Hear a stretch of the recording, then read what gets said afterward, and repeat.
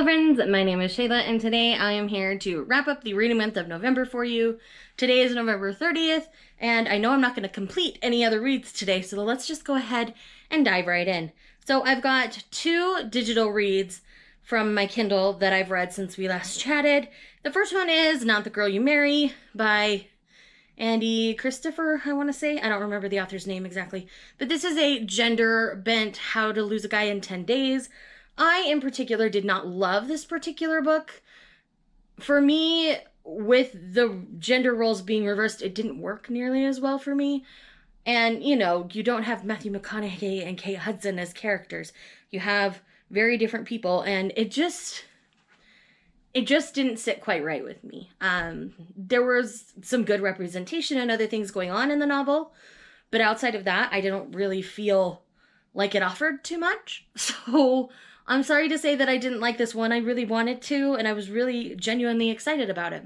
The other one we have here is Open House by Ruby Lang. This is a British-style romance, and it has this, like, community garden at the center of it. So we have a real estate agent and the person who kind of runs the garden, and that's our romantic coupling. And it was interesting. I didn't love it, but I didn't hate it. This one was more like 4 stars. It was enjoyable, but it's not like a brand new favorite for me. And it was sweet. I thought it was really well done. So again, it has a lot to offer. So if it sounds interesting at all to you, I would definitely check that one out. Now I'm going to hop over to my audiobooks because I've kind of been an audiobook fiend in November. Life has been kind of nuts, so I haven't had as much time to sit and read. So I did a lot of audiobooks. So let me pull up the ones that I did. So I did Circle of the Moon by Faith Hunter. This is the 4th book in the Soulwood novels. These are a spin-off to the, I don't remember if they call them the Jane Yellow Rock series or the Skinwalker series. I don't remember, but it's a spin-off to another urban fantasy series where we primarily follow Nell, who has like Earth-style magic, and she's connected to her woods due to blood sacrifice and things. But it's really interesting. I really love the series, and I'm really excited to read more in it. Then after that, I did 3 books in the Knitting in the City series by Penny Reed. I know not everybody loves this series, but I find each one more outlandishly enjoyable. So I'm just going to go ahead and go through them. So first up, we have Beauty and the Mustache, which is Knitting in the City number 4. And this is also the Winston Brothers, which is her Beard series, .05. So this is how we're introduced to the guys in the Beard series, the Winston Brothers. And it was really fun. I really liked it. This was following Ashley, and she was going home to deal with an ailing mother, and she finds out that this quote-unquote family friend is the one who's like, she signed over her power of attorney to, and it all kind of goes from there. It's really interesting. I really like it. And it plays out in a healthy way. Like, I don't feel like this is some sort of like, I'm only in love with you because I'm grieving my mother kind of situation. It didn't feel that way to me. So just know that before you go in. And then we have Ninja at First Sight, which is like 4.5 in the Knitting in the City series, where we're primarily following the meetup of the long married couple, Fiona and Greg, who have been married since the first book. Like, Fiona was the only one married before Janie met Quinn. And their meet story in college is kind of sweet and cute, and I like it. And you get how quirky Greg really is. And then we have Knitting in the Series number 5, which is Happily Ever Ninja. And this is Greg and Fiona dealing with some things in their relationship and deciding whether they're really going to stay together and make it work. So it's one of those couples trying to stay together rather than a new meet in that one. And I'm really liking those recently, so definitely, I definitely enjoyed that one. I'm currently working on number 6, but we'll talk about that more in December. So from here, I only have a handful of manga, so I'm going to talk about those real quick right at the front here, and then we'll get into the books, because I have a lot to say about all the books that I've read. So first up, we have Requiem of the Rose King, Volume 11. Y'all know I love this series. Y'all know I'm obsessed. This volume was so flipping good. I can't get enough of it. Highly recommend. Next we have Blank Canvas number 3. This is Akiko Higashimura's autobiography. Again, another solid volume. I seriously love this series. Akiko Higashimura is my queen. I love her. I will read her stuff forever. We stan. Then we have Witch Hat Atelier Volume 3. I do have Volume 4 in my possession, and I plan on reading it very shortly. But yes, Volume 3 is a good, solid volume. I continue to love this series and the characters that we're meeting along the way and getting to know better. This follows a little girl named Coco who discovers how magic works in her world, and instead of getting in trouble and killed for it, this particular magician takes her under his wing to learn more about her and to teach her magic. And there's basically magic politics involved. It's really interesting. I really like it. And then we have Hatsuharu Volume 9, which was precious and adorable, and I love it. This is one of my favorite shoujo series. We're primarily following the perspectives of the guys in this series, which is a little unique. We don't see that too often in shoujo. But anyways, this boy, who was basically a womanizer, gets smacked in the face by her, like, decked. And then it's all he can think about. He doesn't care about other girls. He wants to prove to her that he can be loyal because she is his world. And they're now coupled together this far in. And so we're fielding different parts of their relationship as well as relationships with their friend group. It's really cute. I really like it. I don't know how many volumes of this series I'm going to have, so I'm just going to enjoy each and every one as it comes along. All right, and that is literally it for the manga. I didn't read too much. I've got some digital ones that I've read, but I'm going to do a dedicated video to that in the December manga lineup, so I will be talking about those there. So let's go ahead and dig right into the books. We've got what I finished most recently, and that is A Treason of Thorns by Laura E. Weymouth. Weymouth is what I want to say. This is about a girl who has been raised her entire life to be the caretaker of her great home in England. And the deed is technically owned by the king, but her father was the caretaker until she was about 10. When her father commits the biggest treason that can be had, he tried to find the deed to the home to set the house free. So what happens is she comes back to the home after her father's sentence has been carried out because he is sentenced to live at the home without the caretaker key and die there. So 7 years later, she comes home. Her childhood friend Win is still there, and she still has romantic feelings for him. She always has. He's always been like the one person she could count on, and a lot of things happen from there as she begins to care for the home. And the house is sentient. Like, it's really interesting. I don't know why more people haven't read this or aren't talking about it, and I gave it 4 stars. It's a strong, solid book. I definitely liked it. Not a brand new favorite, but it's one I would revisit again because I think on second read I would enjoy parts of it more. But that's all I'm going to say because I don't want to spoil you guys other than to encourage you to go and read this because I think more people should be reading it.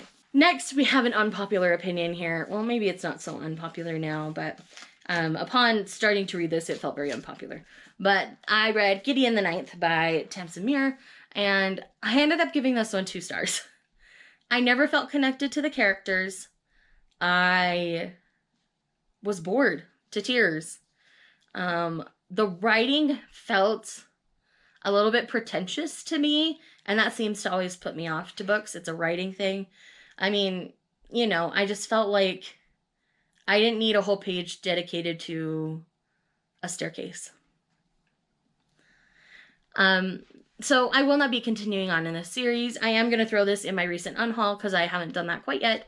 I plan on doing that on Monday, so yeah, this is going to go in the unhaul pile, and I'm sad to see it go because I got the beautiful first edition with the black edges, and yeah, that's just kind of where we're at, and I'm really kind of sad about it, but it is what it is, and I'm sorry, Mel, I didn't love it. I wanted to, and that's where we're at. So we have one that was a literal gut punch to me as I read it, and that is Coral by Sarah Ella.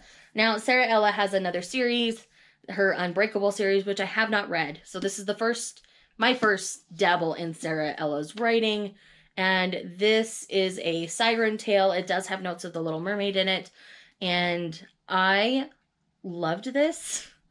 This is so much more about mental health and all sorts of other things like that.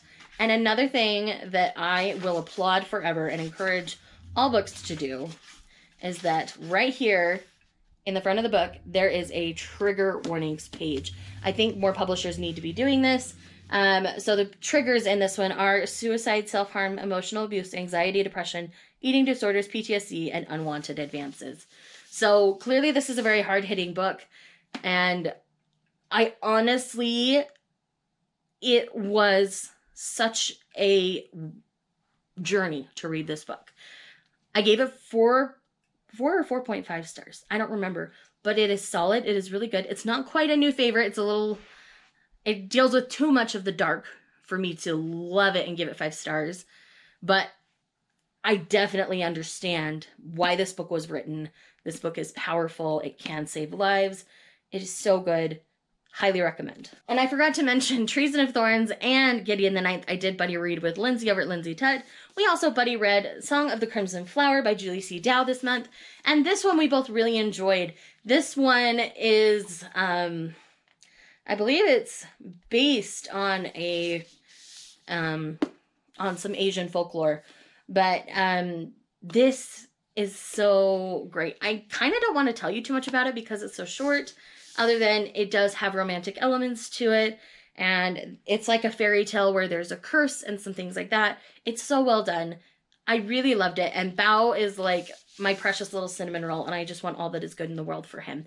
So I really recommend this, and again, because it's so short, I don't want to tell you much about it. Just trust me, if you like fantasy, and you like a little bit of a whimsical fairy tale wrapped in there as well, I highly recommend this to you. It is beautiful. I really liked it.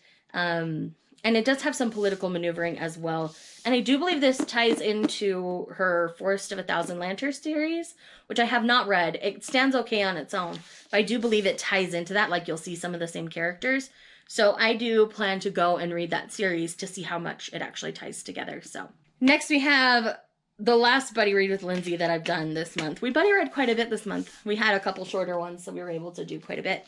And that is The Beautiful by Renee Audier. Now, I really enjoyed this book. It felt like a vampire book to me. And I think we're going to have, like, book 2 is going to feel a little more Twilight-y, but I'm totally down for that because, you know, this is done in a much healthier way than Twilight was in a lot of ways. And I'm not trying to bash on Twilight here. I enjoyed it as I read it at 19, you know, when I was young and naive and stupid. But I really loved reading this. I found it thoroughly enjoyable. I found the fact that it takes place in New Orleans really intriguing, and I found it to be a beautiful setting for this particular kind of story. The ambiance was great, and I'm definitely going to be continuing on in the series. Like, I'm here for it. I'm enjoying it. I recommend people try it because I think it's fun. I know some people were like, oh, there's not enough vampire in it. Yeah, there's plenty of vampire in it. If you know as vampires going in, you see everything. Like, from the word go. Like, I don't know why people are saying this isn't vampire-y because it definitely is. So anyway, that's that. I'm done ranting. Here we go. Okay, guys. Queen of Nothing. 5 stars. I loved it. I know not everyone has loved this. A lot of people say they felt the ending was too cheesy or cliche, but I don't care. I loved this journey. I binge read this in one sitting. It's 5 stars. I love it. Highly recommend the series as a whole. I do plan on going back and rereading the entire series now that it's all done. Basically, like, either in the same day or in sequential days to kind of re-immerse myself fully in the world and then to see what I missed on first reads. Because on a first read, I didn't love The Cruel Prince. I liked it, but I didn't love it. And then Mel convinced me to pick up The Wicked King and everything changed. So I do have to say, I think still of the trilogy, The Wicked King is currently my favorite. But I do think that I want to reread it all before I say that for definite sure. All right, 3 more books, my friends. I did another buddy read this month, and I buddy read Supernova with April over at April Sarah and Steve over at The Lawn Gnome. Steve and I have buddy read, I believe, the entire series now, and it's been a journey. I ended up giving this one 4 stars. I did enjoy it. I thought it was fun. I thought it wrapped up nicely, but me personally, I think I still prefer the Lunar Chronicles to the Renegades. And I think that's just because I don't love superheroes. I mean, it was fine. It was good. I really liked it. It was a fun ride, but I prefer fairy tales. So what I'm going to do is I'm going to reread the Lunar Chronicles And then sometime next year on Steve's channel, we're going to do a versus with this one and the Lunar Chronicles, and I will be fighting for the Lunar Chronicles, obviously. But yes, I did enjoy it. It's definitely good. I think the thing for me is this could have stayed a duology, and I think I would have liked it better. The middle book in the series, other than like having a bigger development in a romantic sense, it didn't really offer me too much to the story. Like, the stuff at the end could have easily been tied in to the first book rather than the second book and some things like that. So it could have easily stayed a duology and been okay. But, you know, the fact that it's 3 is fine. It's not the end of the world. But anyways, I'm getting rambly here, but Supernova's good. Definitely try the series if you like superheroes. All right, I've got 2 little mass markets left. And so first up, we have Born to be a Cowboy by R.C. Ryan.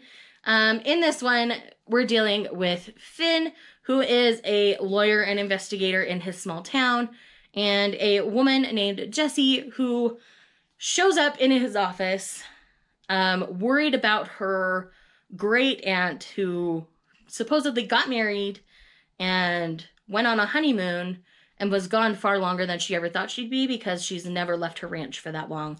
And so the local authorities didn't believe her. So they had heard the man was from this particular town where Finn lives. So she drives up there and talks to Finn, and the ball gets rolling from there. She ends up staying on Finn's ranch and some things like that. It's really good, really solid. I really like this. I really like this series. So definitely check out this one. And then last but not least is Lethal Redemption by April Hunt. This is the second book in the Steel Ops series. And in this one, we're following their cousin Grace and her longtime childhood love, Cade, who works for Steel Ops. And then Grace is an FBI profiler. And what happens is she gets sent in basically to the religious cult she was raised in to rescue a politician's daughter. And it's really interesting, very intriguing, very political maneuvering, but all of the, you know, we were in a relationship before and then we broke up because of trust things, and now we're forced proximity, fake dating. Like, it's full of really good, really fun tropes, while also being a great romantic suspense. So I highly recommend this series. I've actually got the first book loaned out to a friend, as well as Born to be a Cowboy. And yeah, so I love this series. I think they're great. Highly recommend them. So friends, that is it. That is what I've read basically from my last wrap up to now, which is about 3 weeks worth of reading. And I read a little bit more than I thought, but it's mostly books instead of manga. So that was a bit of a shift, and I can't say that I minded. I really enjoyed everything that I read, and it was just a good time, you know, with the exception of Gideon. But I'm sad that I didn't enjoy that one. Anyhow, I hope you guys enjoyed this video. Let me know in the comments down below what you've read this month, and I will talk to you guys in the next one.